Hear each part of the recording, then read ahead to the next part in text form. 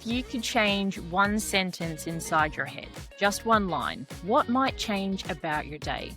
I'm Michelle from J&B Inspired, and this is Radiant Moments Caregiver Oasis. Today, we're exploring how 3, 4, or 5 words can do more than soothe.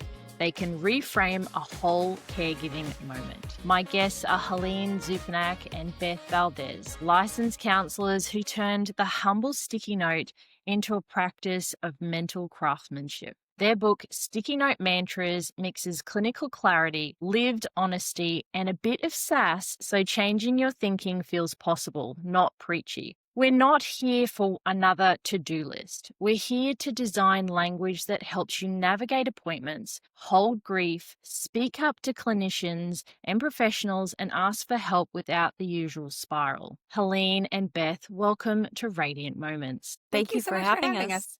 Yeah. Very excited to be here. I'm very excited to have you here as well. Let's begin at the start of your journey. Could each of you share a very short origin moment, like the first time a sticky note or short phrase actually made a difference for you both personally? Sure. Beth, take it away. Sure. Helene and I talk about this a lot. Growing up, I ADHD, undiagnosed, didn't really know. I just knew like, okay, my brain is everywhere all the time, and I had these little things. And so as I would read books or, see something that I loved, I'd always write it down. And I was sticking it like notes, in notebooks. I was writing it everywhere, but they were my cues. And I didn't realize that then, but I would get decision paralysis or just feel stuck. And so back then Nike had a campaign of just do it. And I just remember, yes, sometimes you just got to do it. And it has stuck with me. It really has been the thing that when I feel that paralysis, I can literally say, look, just do it. Just get it over with. Let's go. And it was an epiphany at the moment. Like, oh my gosh, your words really can change the action or the feeling or the momentum in your mind. And we talk a lot about too, when we were in graduate school, that's where we met. And, my awkward self, I'm like, Helene, you want to see pictures of my dogs on my phone? And we kind of connected, but then we started sharing like, hey, we use these, inspirational quotes and words. It kind of helps, guide us and inspire us or change the way we're thinking. And Helene's like, yeah, they're mantras. I'm like, oh my gosh, mantras. Yes. And then she had kind of I had this idea for this book, Sticky Note Mantras. I'm like, oh my gosh, this is what we've been doing. Yes. So, been using it a long time, but she kind of formulated those words for us and kind of got this whole process moving forward. Wonderful. And Helene? Yeah, and I started using mantras when I was younger. I had undiagnosed OCD and kind of found out what it was late when I was in college. But I had started making up phrases with my mom, who also had OCD, to kind of combat that cycle and give my brain a cue. And I would write it down like, is that true?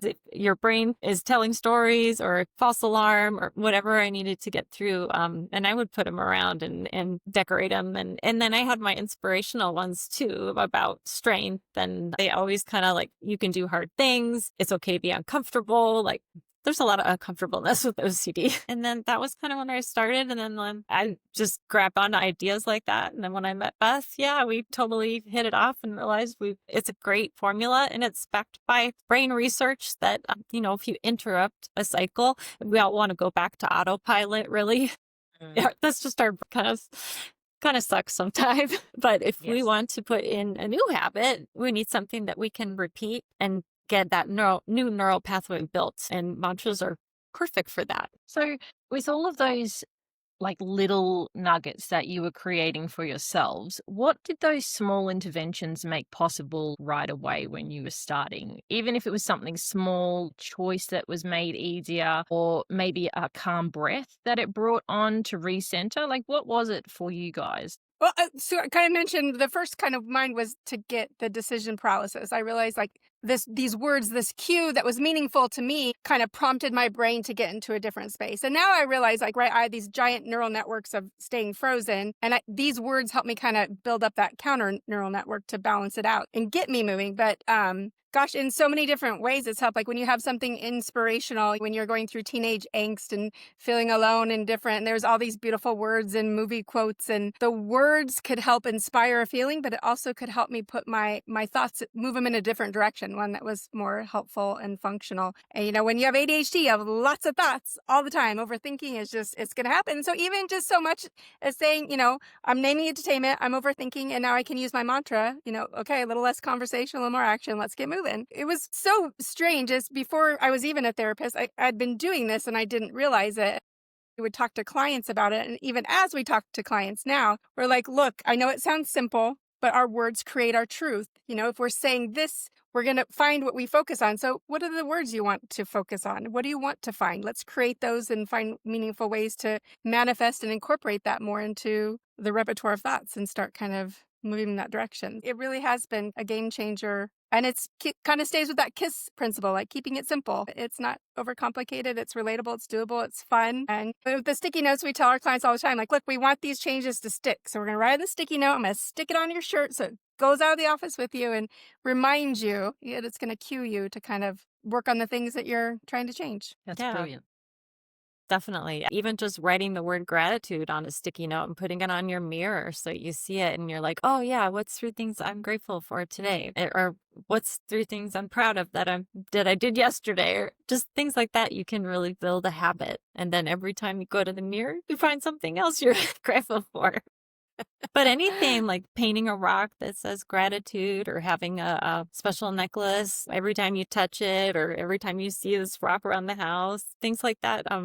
There's so much science behind gratitude and just we need those visual cues or mantras. And then you can have things that go with it. So your mantra could be focus on the good and putting that around the house. And then, you can also have little objects. There's so many ways, movie quotes, many things that you could incorporate. Yes, I was actually talking on my podcast this week about self-care and the importance of you don't have to find massive chunks of time, but you can put it into the fractures of moments and accompany it with an action that you already do so that it doesn't become massive and overwhelming. And when Right. you're talking about gratitude and your sticky notes, and that's what I have at home. I have objects for some things. I have sticky notes for others because as a carer, it's so overwhelming at times, especially in a crisis or in a moment where you have to step into full medical mode. And just to be able to bring yourself back down in those moments is massive.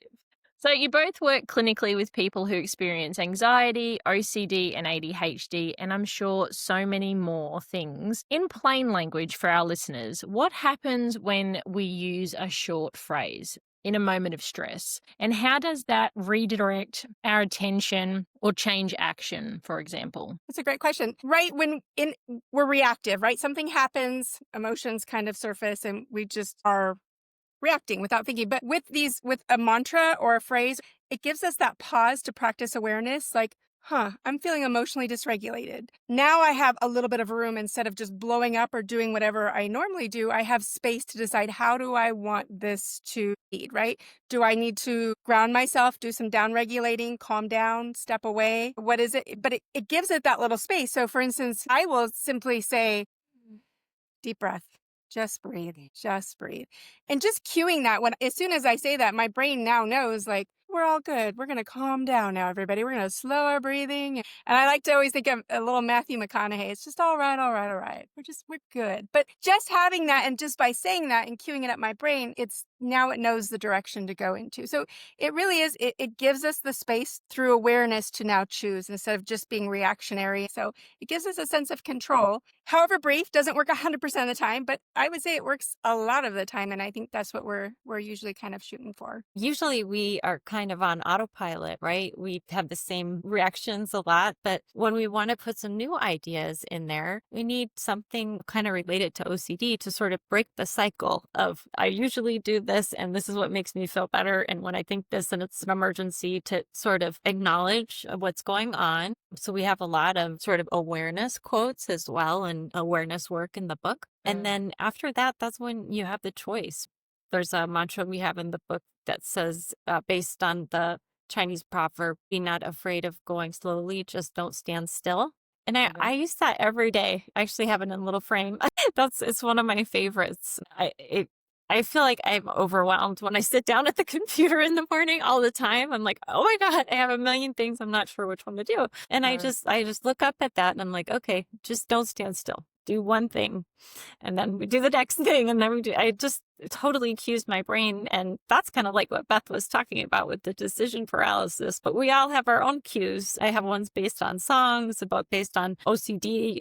It definitely is a big topic for me.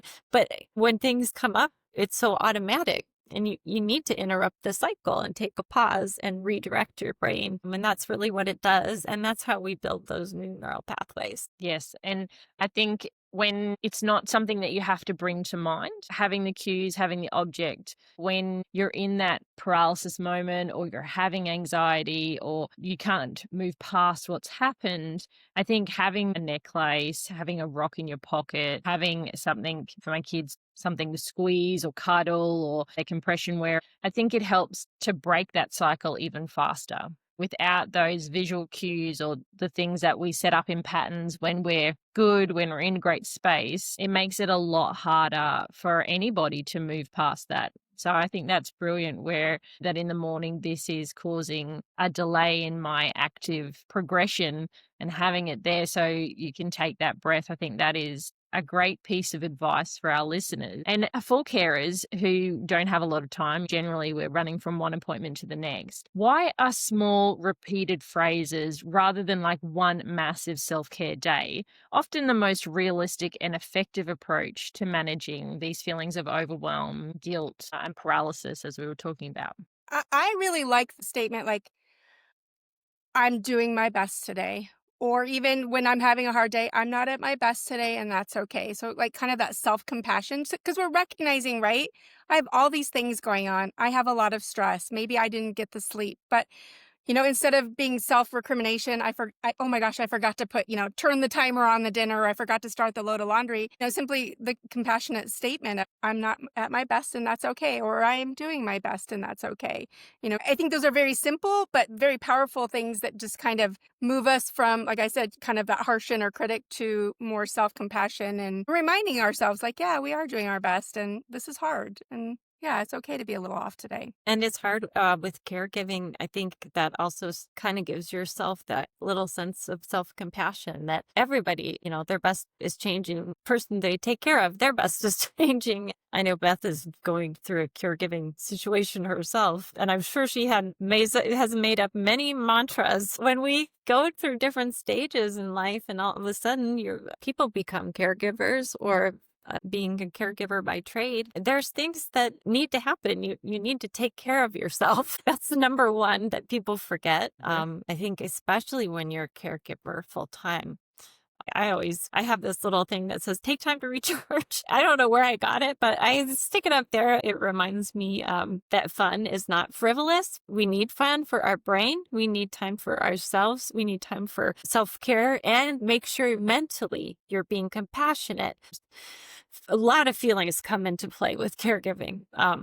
So I've talked about mantras with many people that are caregivers, and it makes a difference. It's so much better when they come up with it and not me. I think it's much more meaningful. When you encourage them to create their own unique mantra so that it means something to them. Because I'm coming to the understanding through our conversation that when somebody is given something that they haven't created or chosen themselves, that is a harder habit to stick to than something that you create for yourself. And I feel like grace is something that caregivers often miss for themselves. We push and we might be up at 4 a.m. and up multiple times during the night, or we have to rush somewhere and our whole day gets shoved to the side. But then we have that guilt that comes in. It's like, you didn't get that done and you missed doing this. And so it's that moment of grace, that self-care is a non-negotiable, because if I'm not standing, there's nobody to stand here to support and love the person I'm responsible for supporting and caring. So I think all of those things are really important. And I like that nugget of it really needs to be created by the person who's using it. And you guys create the space to teach them how to do it. But I liked how you, Beth, were talking about Matthew McConaughey and bringing in moments and elements of laughter, because that brought joy to me, because I'm like, yes, I know that statement. And yes, that made me laugh in the time too.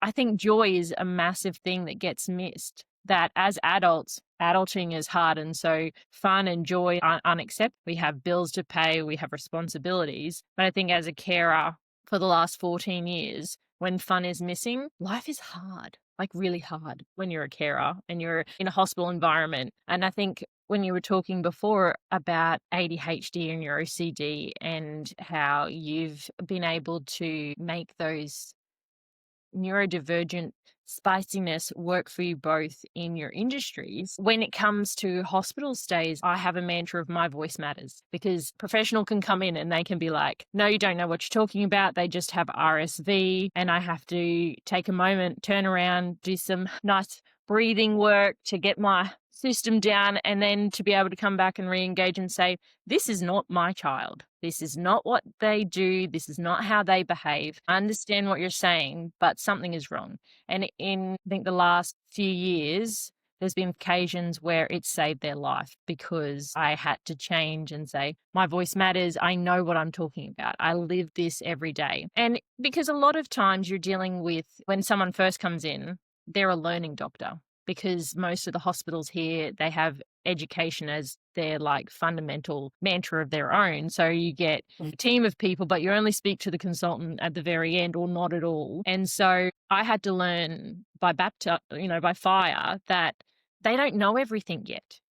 And they make mistakes, massive mistakes. And it's okay to question and engage. But I needed mantras for myself, because it's scary. Because I don't know whether the same over there, but our system is like, healthcare professionals are like right up there as being like so knowledgeable and got it all together, and you don't question them. And that was a learning curve all on its own. So I want to get a little bit practical with what we've been talking about. What are some of the essential elements of a mantra that actually lands for a carer in the middle of a busy day? Like, what should people include and what should they avoid? We have a little sort of formula in our book that talks about creating a mantra. So I'll just kind of, basically, we want to look at something that you want more of in your life, right? Or something that you'd like to shift. And we talk about things that we say to ourselves, or feelings, or how your body feels, kind of like everything in one. This doing a little bit of work and deciding something that you want to change or shift. Like, I want to be more positive, or I want to include more gratitude, or I want to cue myself to do things instead of procrastinate, things like that. And then you kind of see what are some phrases, like just throw out some phrases and work with those. And then you think about, is there some quotes maybe that would work? And then you look up some quotes and do a little research on your topic. And then you decide, would a movie quote work here? Is there any songs that would work? And then kind of bring in a couple ideas, and then pick the one that kind of speaks to you and just play with it and have fun. We've made up so many over the years. Our book includes many options. We have like alternate mantras in the back, songs related to the, trying to spark your creativity. But that's why it's important that it's personal, because everyone has a different music taste, or I might not know the movie quote you're talking about. It doesn't mean anything to me. We've had some people that really have fun with it and come up with great ones. Yeah. And I think sometimes people are like, oh, you should use affirmations. And I was like, I can't remember that 2-3 sentence affirmation to save my life. And it would frustrate me. So it's really kind of, and I think that this is catching. Like, once you start doing it, you start mining. Like, you hear us, oh my gosh, that would make a great mantra, or you read something, or even hearing people talk. Helene and I talk about this all the time. Oh my gosh, my client came up with the best mantra. And so we pull all of those in and just kind of start. But I'm telling you, once you kind of start and you get that mantra that fits, you start heading in that direction. I always say, like, you always have a few in your back pocket just to pull from. Because you mentioned earlier, right? If we're activated, if we're anxious, if we're scared as a caregiver, things are going on, to pull in cognitive strategies to come up with an affirmation, your higher brain is not working. Survival brain's in charge. And I love the analogy of trying to come up with cognitive strategies when you're stressed out is like sitting you down in a burning building and telling you to finish these algebra problems. Your brain is like, no. We're worried about dying and you want me to do algebra? And that's what it's like trying to come up with a lengthy affirmation, or I just need to redirect my thoughts and come up with more positive thoughts. It's just not going to happen. But with muscle memory, these mantras, they can be that cue. If you have the bracelet or you see the sticky note, you don't have to do that algebra with the burning building around you. It's there, it's cued, you got memory. So yeah, it can be very helpful. And I think especially for people who are living kind of in that survival state or under a lot of stress, just having those in your pocket, easy to use, they come in real handy. They do indeed. And actually, when you were talking about that, then a mantra that Carrie Green from the Female Entrepreneur Association, she uses is I can, I will, watch me. And even now it gives me goosebumps. But that would be like one mantra across my whole life that I was like, whoo, that gives me the tingles. I like it. And it does in those moments of self-doubt, just like in these experiences where I'm getting to meet these amazing people on my podcast. Sometimes you feel like, who am I to do this? Yeah. We would say, okay, we need to tame your harsh inner critic just a little bit. So a lot of times we'll say like, okay, give your harsh inner critic some form. Like I have a very spicy llama who's very sassy. And I'll be like, not right now, llama. So first we say, okay, that's something we want. But coming up with a phrase that kind of gets you moving into space again, self-compassion, we can always start there, but also the growth mindset, right? I just totally messed up. What can I learn from that? If I go straight there, I've empowered myself to have choice and learn and grow. And now I have a little bit of stake in it. And so instead of beating myself up like, oh my God, I totally messed that up, I can say, hold on, that stunk. I'm going to name it to tame it. But also, what can I learn from it? So going right to the growth mindset, I think that's an easy one. But then also kind of the, that was my harsh inner critic. We're going to do some more self-compassion here. I grew up in the 90s and we had the tough coaches like, get your head out of your body, get moving. And so my harsh inner critic sounds a lot like that sometimes. And so I have to very much be like, we are bringing in the Oprah Winfrey right now of being a little bit sassy, but very, supportive and loving. So... Yeah. And I really do have this little inner battle sometimes of these people. But over time, we have that negative bias. We love to go there. Most of us have a pretty strong harsh inner critic. But just like anything, any muscle we build, as we practice this, and we build up that neural network, that voice starts to get louder of that self-compassionate. And that harsh inner critic, my spicy little llama, he's a little less spicy and a little less vocal. You can always have self-compassion mantras, I think, for caregivers. And I think that's a good place to start. We have a lot of different categories in the book where we talk about self-care, self-compassion, many mantras and different topics like that. And it's kind of nice because you can think about how to break them up. Like I might want a mantra for when I'm feeling down or for when I'm feeling shame or guilt, or I'm going to create these. Yeah, so it's kind of the step by step. So when you were talking before, one foot in front of the other, one tiny step, like when you were talking about in the mornings and you're looking at your mantra so that you can go, okay, I don't have to do everything right this second. I can just do one thing and that'll keep me moving forward. And I think that's definitely a line through all of the things that we're talking about today is that it just has to be something little.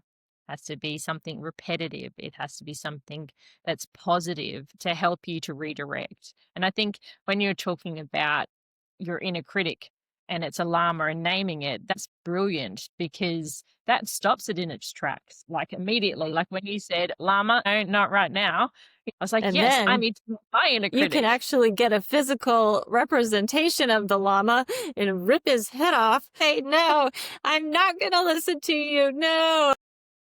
And that's right. Again, having those elements and not only, like visual, but having it repetitive and in your space so it doesn't become something that you have to remember. Because as a carer, as somebody who helps another person, the amount of filing systems that we already have in our brain, adding more to that can feel overwhelming in itself. So all of these small little moments of connection that we're making with objects, with jewelry, with mantras on the wall, or even a picture that triggers it. I think that that's the biggest nugget of today would be to find yourself an item that can help you to ground and bring your attention back to. But start the process when you're settled, when you're calm, and when you're in control. And there isn't chaos going around you 1,000 miles an hour, because that's when we're able to access it when life gets a little chaotic and we have a panic moment. Yeah. The scenario would be that we've been called by the school. Our loved one has had a peg ripped out of their stomach. We need to go straight into caregiving mode. We don't know much information, whether there's any trauma to the site, So we bring our medical emergency kit to meet them where they are while the ambulance is coming. I should have asked more. These are the types of questions. I should have got more information. Why didn't I ask all of those questions? What am I doing as a carer? But you're already prepared. Like, you've got a kit that covers all scenarios, but in your mind, this is what's playing. So what would be one mantra or one tiny action that a listener who is in this caregiving moment scenario, what could they do? That's a good example. For me, I know that I thought of saying something funny to myself, and like, I know what the hell I'm doing in a silly voice. Like, I'll create something funny, like every time I feel anxious like that, and I know what I'm doing, but it would make me laugh. Release the tension. Yes, humor is healing. I think humor is a highly underrated coping strategy. I mean, it's easy. It does great things. Sometimes we have to nurture it and find it, but it redirects. It releases all the happy chemicals. It puts us in a different space that, can be just helpful when needed. And with anxiety, I think the best way to kind of reel anxiety in is to use what we call the bottom-up approach, is use the body to get to the brain. Because, right, our messy mind is what gets in the way, we're trying to just relax. It's slow. But the truth is, our body signals our lizard brain, our midbrain, so much faster than if we're trying to go through reason and logic. So by breathing slowly, just breathe. Just breathe. So if I slow my breath down, I'm going to slow my thoughts down. If I hit that vagus nerve, like I make an old man yawn, very dramatic theater, right? But hits it, and then I feel that down regulation. And that is my cue. I'm like, oh, yep, that was anxiety. Here we go. I like your mantra. Beth's been using this one, and I use it all the time now. If I get stuck on something where I'm like obsessing a little bit, move your body and move your mind. Move your body, move your mind. Yeah, I tell that to all my clients. So I get up and I do something, and I'm like, I'm not gonna do something interacting with life, go do and come back. And then it doesn't seem as important. In like a traumatic event and we cannot move, the research shows that our PTSD is much worse. It's because if we can get up and move, we're able to cycle through those thoughts. So if we're anxiety ridden and our thoughts are just ruminating and spinning, that's what I'm always, you just got to move. Get up, move your body, change your environment. It can kind of help switch your brain versus just that spiral gyrus in our brain will just kind of keep us looping. And women are very good about staying in that loop. Like, we'll ruminate till the cows come home, right? But it's like learning to step out of that. Yeah, we can worry till forever. It's funny. My husband's always like, that happened like an hour ago. Why are you still mad or worried? I'm like, oh, I've just begun. Have you not moved on past that yet? No. That is like my next scenario. It's like it's midnight and it's all the what ifs that are coming in loud and clear. Like, what if you did it this way? And what if you said it a different way? And what if you weren't? Good mantra for that I use with a lot of people is turn your what ifs to even if. Even if I said something that offended someone, I had the best intentions. You can't make everyone happy. Even if I did say it a different way, it doesn't mean it would have come off any better. Or, just trying to turn them into those healthy, balanced thoughts. So that mantra, I was like, just turn your what ifs to even if. So it kind of like reminds you that you can reframe how you're looking at it. Mine is get out of your head. Like, I know if it's midnight and I'm still thinking, I'm like, I'm overthinking. This is a problem. I've got to get out of my head. So, and I tell clients that all the time. I'm like, look, if you're in right brain and you're ruminating or having irrational, strong feelings, nothing good's going to happen. Nothing good is happening there. So we got to either pull in left brain or we need to get out of right brain. And so again, I got to get out of my head. And whatever that looks like for you, I don't recommend scrolling, but anything else, just switching gears and getting yourself out of there. Because again, we can overthink anything. We can create stories till the end of time that I have no, basis in reality, but our brain loves to do it. And, things at 3:00 in the morning seem so reasonable. And then the next day you're like, whoa, but we wasted all that time and lack of sleep. And so, yeah, get out of your head. I use it all the time. Just get out of your head. And when, like, in those moments where I'm like, oh, I forgot to do this, but what if I had done, and could I have fit that in? I actually turn on either an Audible book that's like full on fantasy that my brain has to be like, da-da-da-da, nice. And switch on, or I use a meditation, super calming, complete fantasy that I can, I have to really focus on, like, where did that person just come from? And did I miss something there? And then I can go to sleep. It just breaks that moment of, Yeah. what if I did this better? What if I didn't get this done? And I think a lot of us get stuck in those cycles, especially when we are, even if it's self-performing, but like we have this standard, like I should have had all of this done. I normally do. And what went wrong? And I think that's part of the healing cycle and the recognition that grace is important in giving to oneself. Like the other one of the mantras is, would you say that to your best friend? I Like love it. if I was being mean to myself, I feel yucky, I'm not doing it. Would I say that to my best friend? Would I say, you are being terrible, you're lazy? No, I wouldn't. I wouldn't do that. And it's something that I do with my kids. Would you say that to me? Would you say that to your grandma? No, mum. No, I would not. That's awesome, because that's like the main question that we need to ask to learn self-compassion. That nailed it. And like the third scenario I can think of is you need to ask a family member for help, but you feel super guilty about it because really it's not a super hard task. It's more that I don't have time or I keep missing it. And we project our own thoughts and feelings. For example, it'd be, hey, I ordered groceries, but I have to take my child to a medical emergency. Could you pick up the groceries for me? And then it's like, well, that's an easy task. Why didn't you organize it better? 90% of the time, a loved one or a best friend or whoever you're asking actually finds joy in providing you with that support because it makes them feel good in themselves. What would be a mantra that would help? Like cut that guilt off. So one of the things I was thinking, one of the ones I use, should have sucked. So like if I say, I should have done this, right? Should have elicits guilt. It elicits shame. And so we need to remove it from our vocabulary. So if I hear myself, oh man, you're right, I should have. And I'm like, nope, should have sucks. We're going to remove that from our vocabulary. What could I do? So I'm replacing my should with my could. And I'm working on this. This is an area of growth for me and I catch myself. And so still working, but it does change. It's starting to change and you can feel the difference between should and could. So that is one. So should, but also like it is a sign of strength to ask for help. And I have to say that to myself a lot because most people who have trauma, right, not asking for help, that hyper independence it's trauma response. And so recognizing it, identifying it, and just reminding that part of my brain, like I am safe and it is a sign of strength to ask for help. And that's the one, that's the mantra I use for that. I don't know about you, Helene. What do you use? That's a good one. I feel like, to me, I always say, it's my turn. Like, it's my turn to ask for help. And it's okay, because it's someone else's turn tomorrow. So my family always said, it's my turn. It made it funny because we had a lot of humor. So that's kind of what I think of. It's okay to have a turn because someone else is going to have a turn tomorrow. That's a great one. We all Take turns. step in.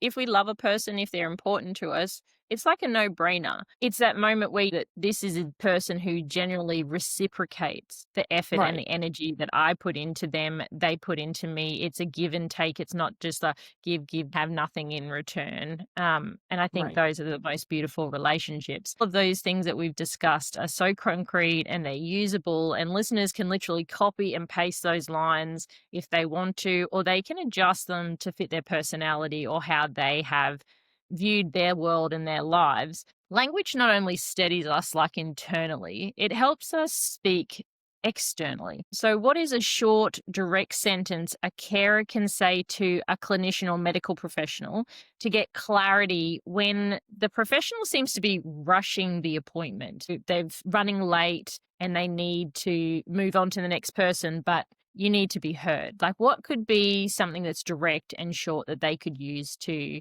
overcome that feeling of being rushed? So I think this comes from communication, but it's just like whenever we say this tends to elicits people's responses like, hey, I really need your help right now. And it's usually that disarms people, but because if you go on, like, you're rushing me and you're not listening to me, they're going to shut down. But if you can say, hey, I really need your help right now. Even across the board, so many people feel like they're not seen and not heard in their doctor's office. They're in a rush. They don't feel like they have a voice. So it's just really important to recognize, like, hey, I'm important and I need this too. And I'm going to do my best and I'm going to ask him for help. And by doing that, like, we're opening that line of communication. we're hopefully kind of pulling them into what it is, but allowing yourself, this is important. I'm important. This question is important, like validating that. It can be very simple, and whatever that feels and looks like for you. Like, remember who you are is like a big one. I'm a mom who takes care of all these people. I am a badass. Like, I do so much. He can hear me. He's going to take some few moments to hear what I have to say. So remember who you are kind of is that like call to action, makes you feel. But I always kind of fall back to the like, hey, I really need your help right now. And that's my cue too, like, because it's kind of, I'm a people pleaser, so I'm not going to like hammer someone. I'm like, hey, hold on. I love that because I feel like it's an easy way in to at least get their attention. And not many people reject you when you ask for help either. That's a really good sentence. Yeah. Human nature is when people say, will you help me? They're like, yes, how can I help? A lot of times I'll tell myself, okay, stick to your story. You're going to be authentic. It kind of means like be authentic, say what really make sure you're getting eye contact or whatever you need to do to make connection and say kind of that's kind of one of those things I feel like I've used for a while. It'll help somebody who feels exactly the same way.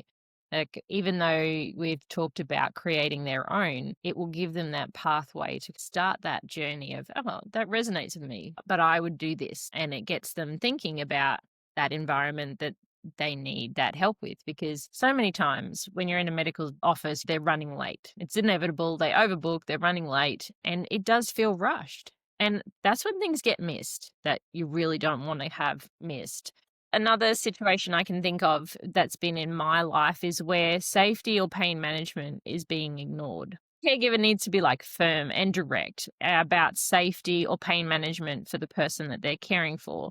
What would be a short template that keeps a conversation clear, but there's no escalation or defensiveness that comes into play? I had a major car accident, spent a long time in a hospital, and you need someone there advocating for you, honestly, or things are going to get missed. And so it's just recognizing when it feels scary doing it. Remember, I'm doing this for the person I love. This is what I support. But it's just like stating facts. I'm feeling a little overwhelmed. I feel like my son's very upset, and I'm wondering, what is it we can do? And I love to say, so as soon as you say you, a lot of people will, but if we say, what can we do? Like we're pulling them into our cause. And I use that one again all the time. It's that partnering language again. The part that says, I'm partner with you. And we teach that in couples therapy a lot because people start with you. And it's so funny to change it around. It's so much better when you shift that from you to, okay, I hear what you're, reflecting that what they're saying, and then saying, I'd be willing to do this to help. I always tell people, again, take that deep breath, just breathe. Okay, I'm going to call the nurse in. Hey, what do we need to be doing? Yeah, just take a moment to kind of see. But it's scary, and it's not always easy because they can be big personalities in the hospital. Yeah. So, and this is where sometimes you get a bravery buddy. Like, hey, can you come down, honey? Can you come help me? Somebody. And I don't think people realize like how many personalities you have to deal with on a day-to-day basis in a hospital environment. And some nurses are amazing and their bedside manner is amazing. And then you get others and you're like, could you make my day harder? I don't know what's happened. And I use a lot of, like, if I'm in hospital myself, if I get a grumpy nurse, my whole aim is you will smile by the end of this. I need you to smile because you're making this a miserable experience. And I don't think anybody gets given the credit for navigating that space, for having to intertwine with people who you probably would not intertwine with in your day-to-day life, but that you have to try and be cognitively aware, be able to advocate for yourself. And as a carer, if you're doing it for somebody else, the pressure to be able to seamlessly integrate with that next person that's coming in, and say you have a team of 6 doctors, none of them are the same. None of them communicate the same. They don't use the same language. And I don't think people who have never experienced a medical situation can truly understand the deep grief that comes alongside love and duty when we're in those environments. Because I can tell you, the distress and the grief, and I'll be watching a TV program and it'll bring up something like a child having an AVM rupture, which is what one of my children had. The sobbing, because in the moment you're just like, I'm on it, I'm in it, and then it doesn't stop. So there's no moment to kind of go, I need to process that. And so that deep grief that then comes from watching and being told that possibly your child is going to die right now. And so I need you to say goodbye. I'm not saying goodbye right now. No, like having those moments. And so how do you craft mantras that acknowledge pain rather than dismissing it or pushing it aside or like showing it respect? Giving it That's a good voice, one. name it to tame it. That hurts. This is hard. This really hurts. This is very painful. Again, acknowledging it, right? You can't ignore it. You can't, I mean, you can, it comes back later. You can, right? But, and I think everybody deals with it so Yes. different. Like some people are stoic. Some people want to be emotional. Some people want to journal. Some people knit, whatever that looks like for you. But recognize like, yeah, this is the hard stuff. Can connect it to like common humanity, that this is part of life and there's suffering in life, and saying that and other people experience the same thing as me is another good thing to. My mantra I used a lot was suffering sucks, but it's part of the human experience. Yep. We're all going to experience it, but it does stink. I like that's been my mantra. We're all in the same boat. My dad would always say, there's no way out. Everyone's going to die. Things like that. Just to say, like, we're all on the same page. We're all the same. So I guess from that would be that acknowledging the grief, that this is normal. This is an expected response to trauma. Yeah. And then maybe one for that offers more steadiness is that what you were talking about before is that this is part of life and I'll make it to the next day. This is my now, not my forever, right? That's it. This is my now and not my forever. I always say that in the deepest, darkest part of a rainforest, there's still filtering light. So in the deepest, darkest moment of grief or distress in a caregiving journey, you can still find pockets of light to keep you going. And that's part of my mantra. And I'm like, okay, what's my glistening light bulb here? And it might be that the nurse smiled at me. That's how bad a day we're going. I've got to focus on the fact that that nurse, rather than grimacing at me, she smiled at me. Or someone said, I really like your earrings. And that could be it for the whole day. But that nugget of gold is my light that's like, okay, there is still joy tomorrow. It's great. Great mantra. Yeah. Pockets of light. I'm going to have to remember that one. That's it's celebrating your little wins, right? Celebrating the little wins, right? My gosh. And they could be micro. But we will take that micro moment. That's right. And we'll look for it too. We'll look for the good, because that's what fills your life. Whatever you focus on is what you're going to find. And I think that's really important message is that even when things are really rough, you've got to go, okay, what's my moment of joy here? Yeah. What's my nugget that's going to get me across to the next day? And I think it's really important because in caring, it can be really distressing when your loved one is distressed. Yeah. And it could even be that I was capable and competent and I did better than the nurse did. In that moment, I was able to show up, give them compassion and support. And that's my nugget. And I think in grief and in trauma, that's some of the things that I'm taking from today is that we also have to recognize that we're awesome. Not everybody can be a carer. Not everybody has the capacity or the empathy or the will. And that's really part of it. You have to be willing. You have to have the compassion. And sometimes it's hard. Then in other moments, you're like, hey, I learned all of these amazing new things that I didn't know I was capable of learning and celebrating. And that's a small thing, but celebrating, hey, I didn't know how to insert or remove a peg. Now I'm fully trained and qualified and I'm not a full medical professional, but I can safely step in and support my loved one or anyone else in that space and know that I've done all of the things that are necessary. And I think that's also part of life is that we don't recognize that we pick up new skills all the time and nobody celebrates that I learned something new. Yeah. And, I am capable and I am competent. And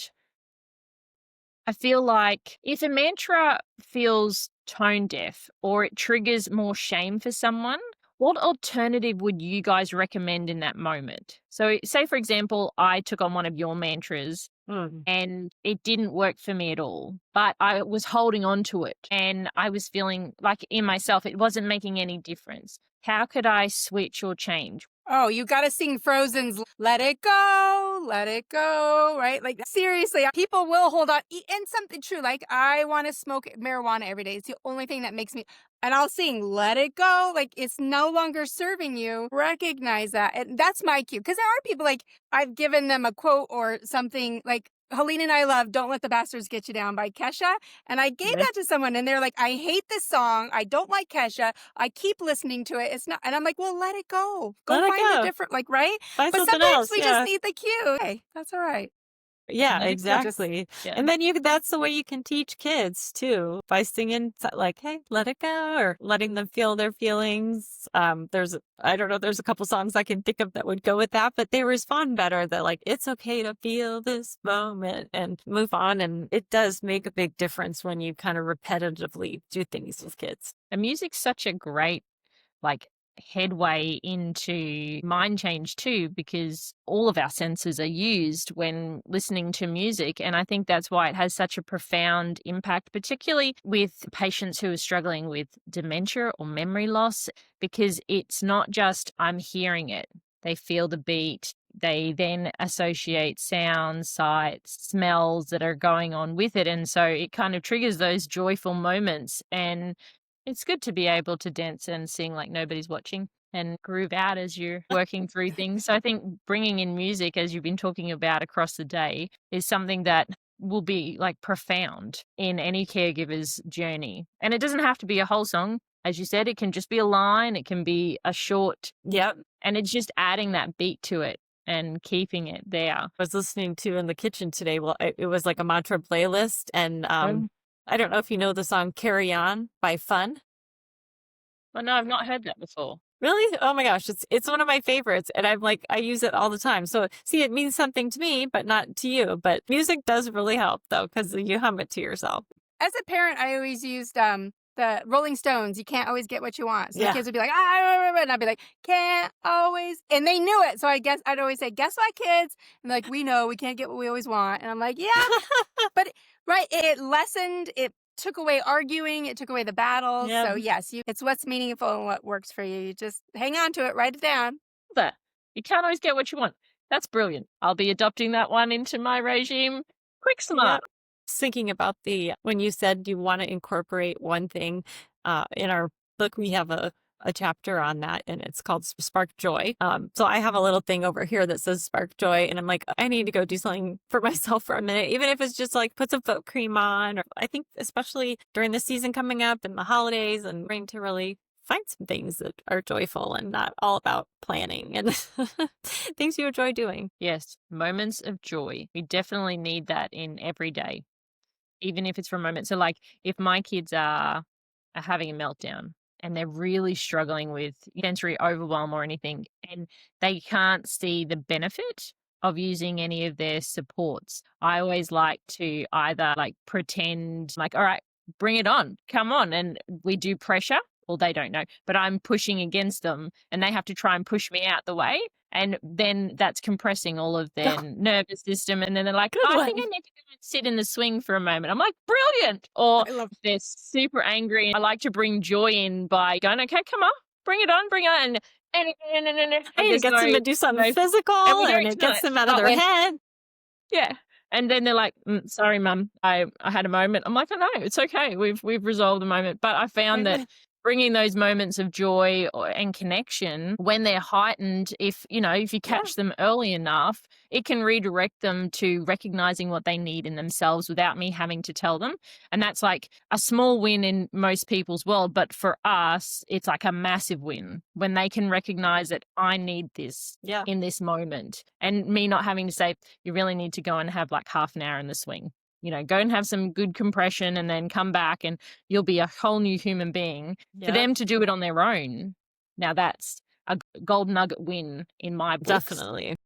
And so what simple low-cost tech habit, like a voice memo or a lock screen note, have you seen work without adding friction into a person's world? What have you seen work the most successfully? Yeah, I've had clients that have it as the background on their phone for the week, and then they change it and that's helpful because they always look at their phone and like, oh, okay, I got to remember to bring this into my life today, and here's my mantra. But so that's a good one. I have had people journal about their mantra, the connection, and how it went that day, and how they followed it, if they had any goals for their mantra. So I haven't had a lot of extensive journalers, but there's so many ways you could integrate it.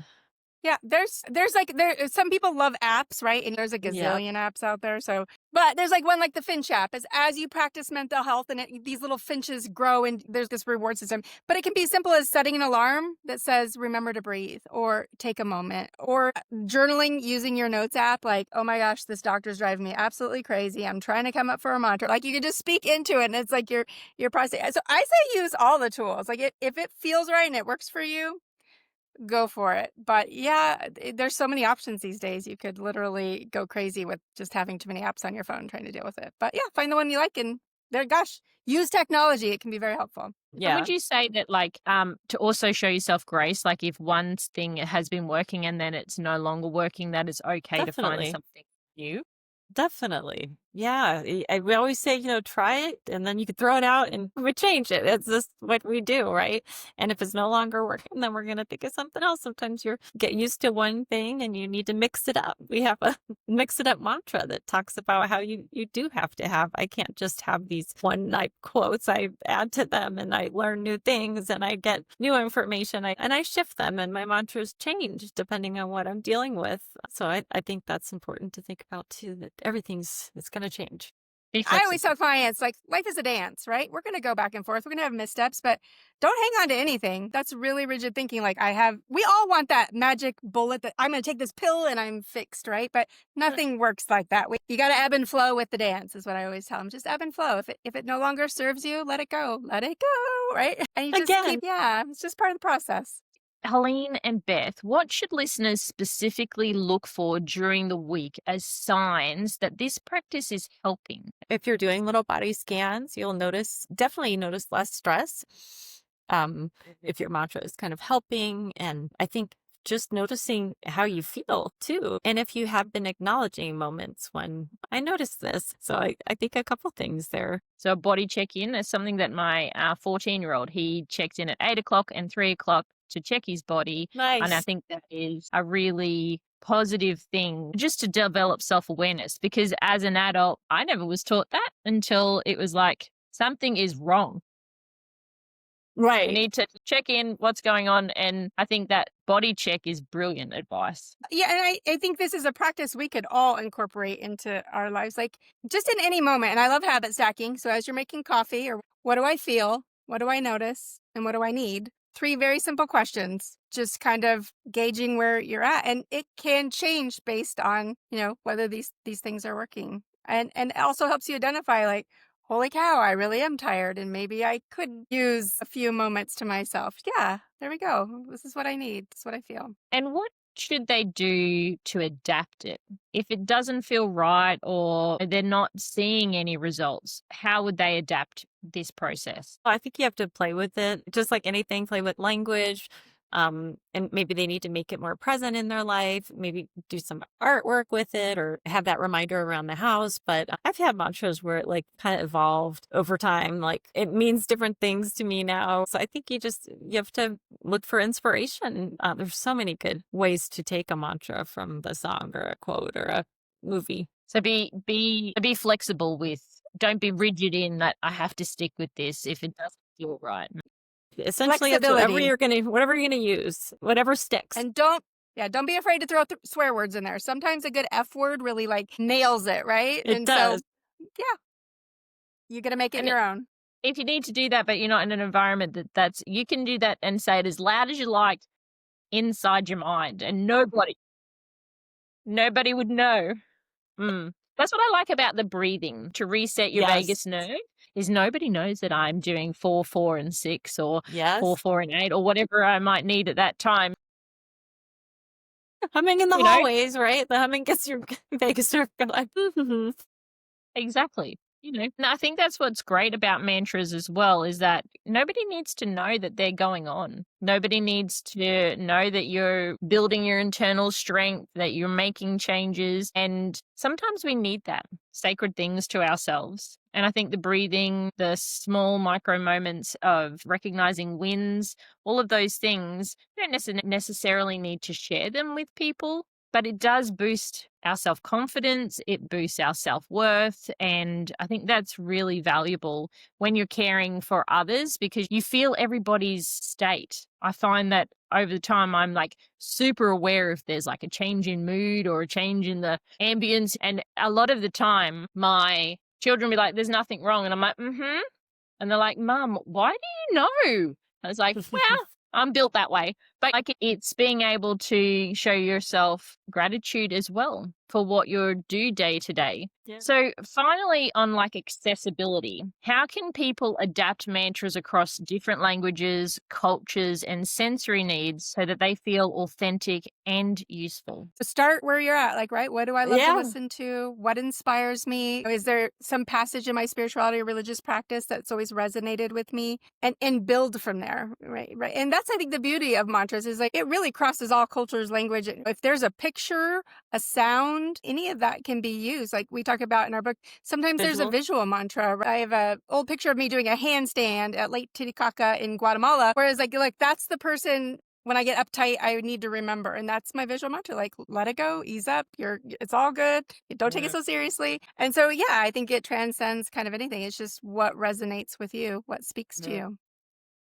Definitely. Perfect. Visual mantras are great. I have just the ocean here on my wall, and that always, I just take a moment and I picture myself sitting on the beach and the sun in my face, like in between clients, like, okay, there I am on the beach. And it really is helpful. That's the same place I go all the time. They sound like grounding moments that Definitely. you're both pulling on is a grounding moment in a time frame of your life that then you can use day in, day out to just recenter and refocus. I think that's beautiful. So before we close, I wanted to do a few short usable lines people can really like attach to and give a try. And Beth, I'll start with you. Okay. I need 1 3-word starter mantra for carers. Just do it. I like it.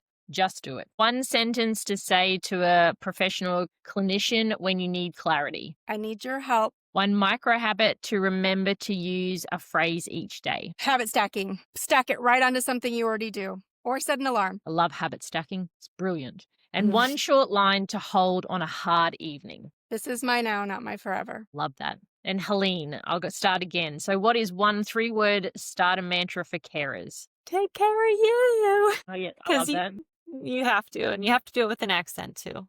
Yes, because it's got to have the sass attached to it. I like it. 1 sentence to say to a professional clinician when you need clarity. We team up on this, so just trying to use that partnering language. How wonderful. And 1 micro habit to remember to use a phrase each day. Sticky notes. I have it on the Sticky notes. computer. I have it here. I have it on my mirror. I have it one in the car. Perfect. Sticky notes. I love it. And 1 short line to hold on hard evenings. This too shall pass. This too shall pass. I like that too. Thank you both so much for being here today. Today's suggestions have been practical lines you can try without any downloads. Start with 1 sentence and 1 small action. Helene and Beth, thank you for your warmth, your craft, and the clear, usable guidance you've given our community today. To listeners, choose 1 caregiving moment this week. Create a short phrase using the formula you heard, pair it with 1 tiny action, and notice 1 micro win. That's the work of gentle practice. Begin with 1 sentence. And that's all for today. Links will be in the notes below for both Helene and Beth and myself.